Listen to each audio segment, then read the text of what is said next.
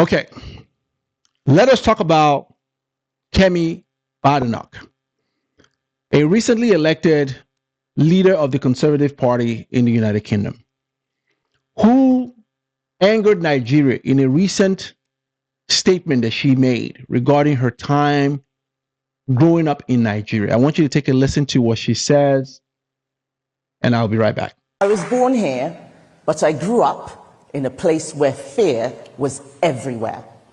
You cannot understand it unless you've lived it. Triple checking that all the doors and windows are locked, waking up in the night at every sound, listening as you hear your neighbors scream as they are being burgled and beaten, and wondering if your home will be next. Okay, so that was her statement. You would think that she was describing a war-torn country. The way she described Nigeria in terms of fear was everywhere. She was ducking, her family was ducking, people were afraid because people were getting all sorts of attack. You would think that she was describing a war-torn country. And so when I heard that statement, the first thing that came to my mind was, hold on, how old is this woman? Because maybe she's describing an era that was way before me. So I went to look her up, to see how old she was. She is 44 years old. I am 46 years old. I am older than her by 2 years. So in my mind, I'm like, hold on a second. What is she describing? And where is she describing? Because she says she grew up in Lagos. I grew up in Lagos. And I can tell you for a fact she's a liar. I can tell you for a fact she's a liar. I grew up in Lagos. There's never a time in Lagos or anywhere in Nigeria that I knew of during that time where what she described is exactly what that country was going through. Yes, Nigeria is imperfect. Nigeria's got challenges. What country doesn't? Are you telling me that Nigeria is worse off in terms of the situation that's going on in that country than a lot of African countries? Forget African countries. Are you telling me that Nigeria is worse off in terms of what she described Nigeria as than India? Are you telling me that Nigeria is worse off in the way she describes Nigeria than Pakistan? Are you telling me equally that Nigeria is worse off the way she described Nigeria than places like Vietnam, North Korea, the way she describes Nigeria? Now, I picked these countries for a reason, because you will never find their citizens, none of these countries I've just talked about, you will never find any of their citizens go on a public forum, as this lady, a Nigerian, has done, to damage or criticize the country they come from. When was the last time you saw an Indian person? The CEO of Google is from India. India, with all of its challenges, the country has a lot of challenges, and they are building their reputation. But you will never find Indians here in the United States and in the country that she is in demonize the country, India, publicly. You won't find Chinese, you won't find North Korea, as much as North Korea is demonized by everyone. You're not about to find any Korean, North or South, speak publicly ill about North Korea. You won't find it from Vietnam. You won't find it from anywhere.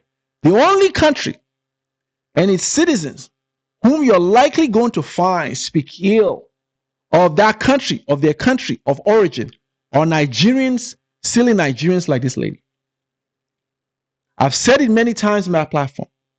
Nigeria is imperfect. Nigeria is a beautiful country. Nigeria is a beautiful country with beautiful people. It's going through challenges. Nigeria is a young country.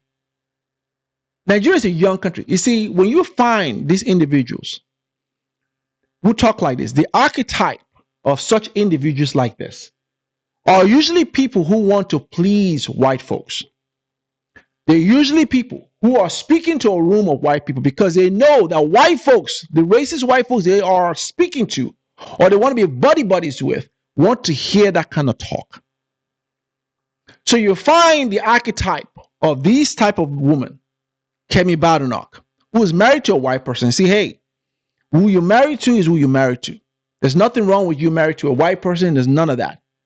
But it goes to the archetype and the mindset. When you find people like that speak ill of their country of origin, where their parents are from, where they grew up in, and lie about their experience in Nigeria because they know that that is what their white friends and buddies, whom they're trying to lick their boots, want to hear. She is a bootlicker.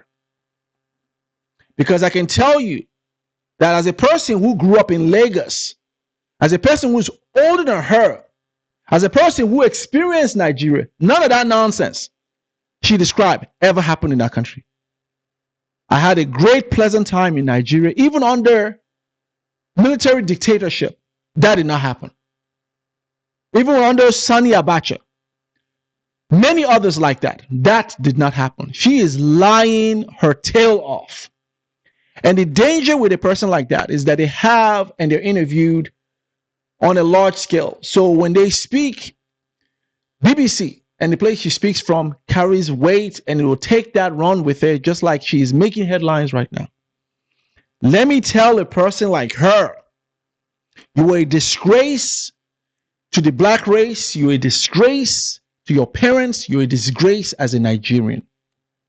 Because I'll tell you, the people whom you're bootlicking for, the people whom you're tap dancing for, shucking and jiving for, when they are done with you, they will toss you out, and all your so-called licking and kissing up to their ass will not matter when they toss you to the side.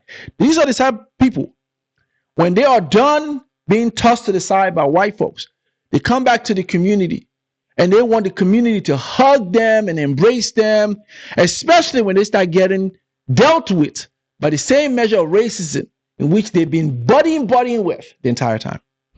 Nigeria has hit back in the form of the Vice President. Let's have a look at the Financial Times headline. Nigeria's Vice President launches attack on Tory leader Kemi Badenoch. Kashim Shettima's comments follow criticism by the Conservative leader of the country where she grew up. What do you make of this diplomatic row, if you like?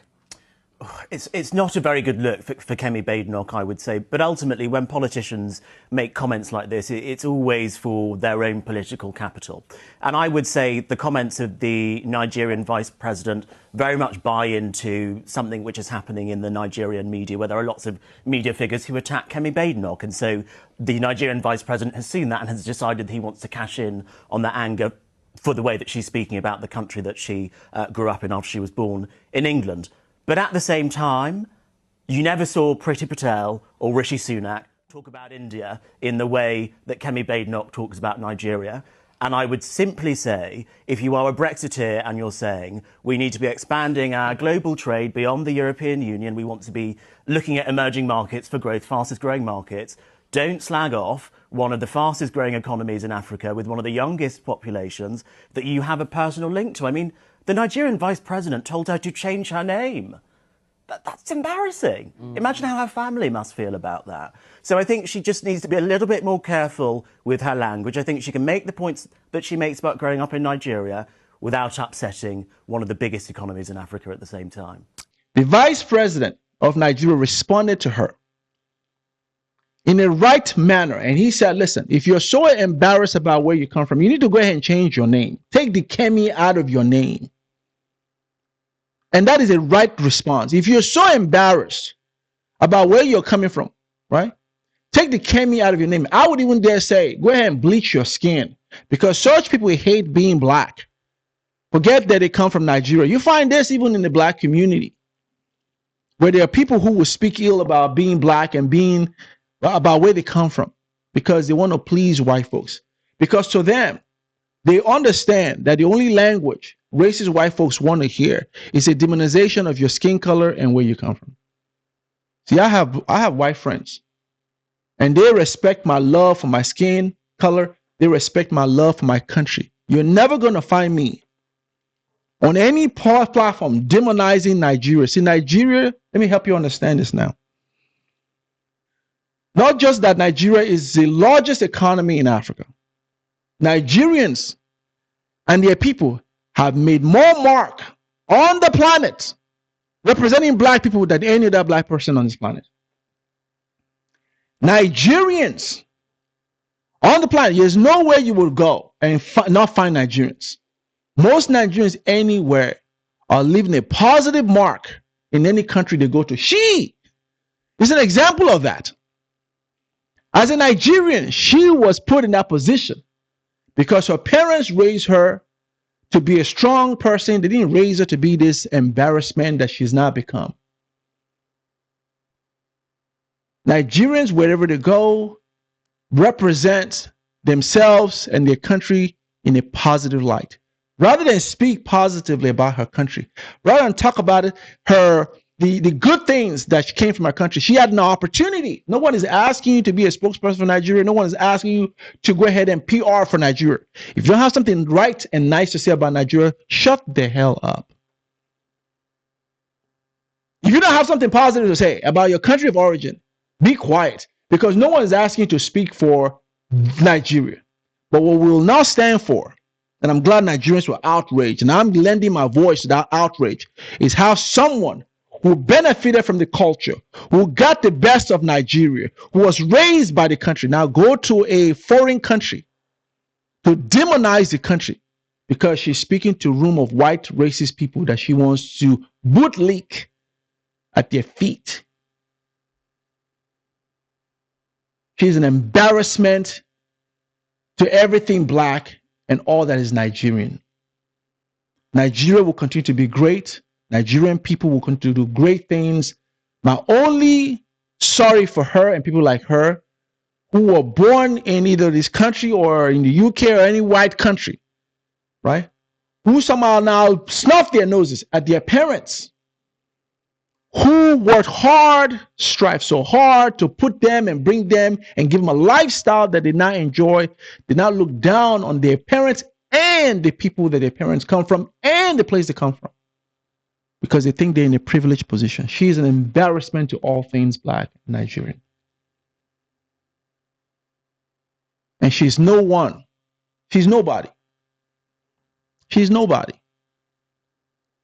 Because I can tell you right now that she fits the profile, the type of person that isn't going to be in that position very long. We are going to see her being dealt the same dish that she's dishing out. You're going to see it happen. You're going to see it happen. And she's going to cry wolf, and she's going to run to the only place that she thinks people are going to embrace her, asking for forgiveness. Because silly people like this always do exactly the same thing. So I'm going to say this and I'm going to close. If you're a Nigerian out there, I'm going to tell you this. Keep your head up high. Nigerians are making waves everywhere. Nigerians are breaking barriers. The country is imperfect. The country is going through a lot of challenges. The country is young. See, that's the part people fail to understand. Nigeria is a young country. She's talking and comparing Nigeria to her country, the country that she was born in. She was proud to say, I was born in this country, in England. She wants white people to accept her. No, you're still a Negro. Right? They don't see you as one of them. And they're going to dish that out to you sooner or later. You're going to get your Negro wake-up card. So if you're a Nigerian out there, keep your head up, because you come from a people who are great, who are making strides all over the world. A people who the whole world knows about. Right? Regardless of the fact that a lot of negativity that a lot of people know about Nigerians have come from the hands of Nigerians who push nonsense out there. But nonetheless, a lot of people respect, love, and know about Nigerians' greatness and what Nigerians are doing all over the world. You are one of a few black people on this planet who many people know of because of your accomplishments and what you've done in their country and around the world. Keep your head up. Don't allow silly ones like this, right? Who speak ill and they've lost themselves. They don't know where they fit in. They want to fit in with white people. White people are not going to accept you. They're just using you for time being. They're going to toss you out. Now, like silly ones like this ever cause you to ever be ashamed of who you are, where you come from, where your parents come from. Because it's only when you embrace who you are that people will love you for it. It is only when you are proud of who you are that you're going to pull people to you that will love you and love how you speak highly of where you come from. Don't be ashamed to be a Nigerian. It's one of the proudest things that I am proud of. Regardless of what anyone thinks about our country, I am proud to be a Nigerian and Naija all the way. Thank you all for watching. Please like the video, share the content, subscribe to the channel, and I'll see you all next time. Nu vill jag kunna ge tillbaka allt jag inte kunna ge förut.